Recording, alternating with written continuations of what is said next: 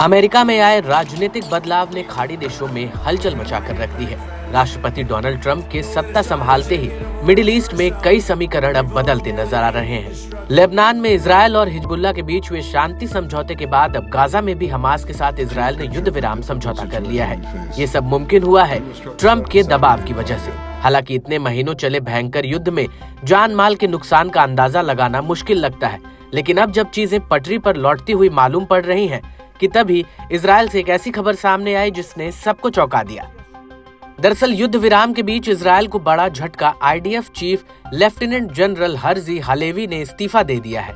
दरअसल युद्ध विराम के बीच इजरायल को बड़ा झटका लगा है। IDF chief lieutenant general Herzi Halevi ने इस्तीफा दे दिया है। उन्होंने इजरायली रक्षा मंत्री इजराइल काट्स को अपना त्याग पत्र भेज दिया। इस्तीफे में हालेवी ने कहा कि वो 7 अक्टूबर 2023 को आईडीएफ की नाकामी की जिम्मेदारी स्वीकार करते हैं। 7 अक्टूबर के दिन हमास के लड़ाकों ने इजरायल पर हमला किया था और उस हमले में इजरायल के सैकड़ों नागरिकों को जान गंवानी पड़ गई थी। उन्होंने कहा कि उन्हें इस बात का हमेशा अफसोस रहेगा कि हम अपने लोगों को नहीं बचा सके।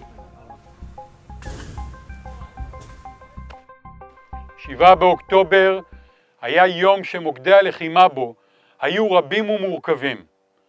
רצונן של המשפחות השכולות להגיע לחקר האירועים מהר ככל האפשר מובן וחשוב לנו מאוד. צה"ל חייב לספק תשובות ולהעמיד תחקירים של אמת, איכותיים, יסודיים ובשקיפות מלאה. אנחנו מתחקרים מתוך המחויבות לנופלים, לחטופים ולמשפחותיהם ולקהילות הנגב המערבי. יש לי אחריות לכישלון של צה"ל, יש לי אחריות גם להישגים. אומר מראש, הלוואי ולא היינו נדרשים להישגים אלה, ואין הישג שישיב לאחור את הכאב, הצער והאובדן העצומים שנגרמו מיום פתיחת המלחמה. आईडीएफ के चीफ ने ऐसे समय में इस्तीफा दिया है जबकि इजरायल की सेना ने गाजा से लेकर लेबनान तक महत्वपूर्ण कामयाबी हासिल की है। बंधकों की रिहाई के लिए एक एग्रीमेंट पर काम चल रहा है। ऐसे में ये इस्तीफा हर खबर सोशल मीडिया पर चर्चा का विषय बना हुआ है, क्योंकि इतने भीषण युद्ध का नेतृत्व करने वाले चीफ ने तब इस्तीफा दिया जब युद्ध विराम का फैसला लिया गया है। ऐसे में कई तरह की अटकलें भी हैं कि क्या ये युद्ध विराम नेतन्याहू ने दबाव में किया है।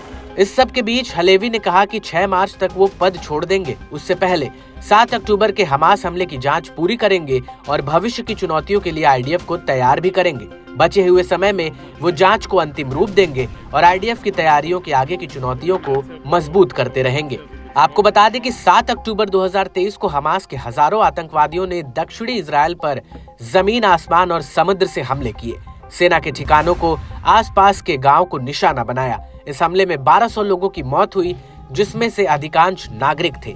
हमास के लड़ाकों ने लगभग 250 लोगों को बंधक बना लिया। इनमें से 90 से अधिक बंधक अभी भी गाजा में हैं, जिनमें से लगभग 1/3 के मारे जाने की आशंका है।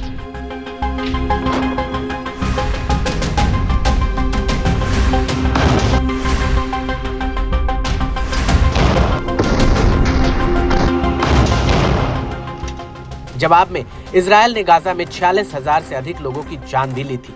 हालांकि गाजा में भले ही युद्ध विराम का ऐलान हो गया है और साथ ही दोनों तरफ से बंधकों की रिहाई भी शुरू हो गई है, लेकिन वेस्ट बैंक में हालात बेहद खराब हैं।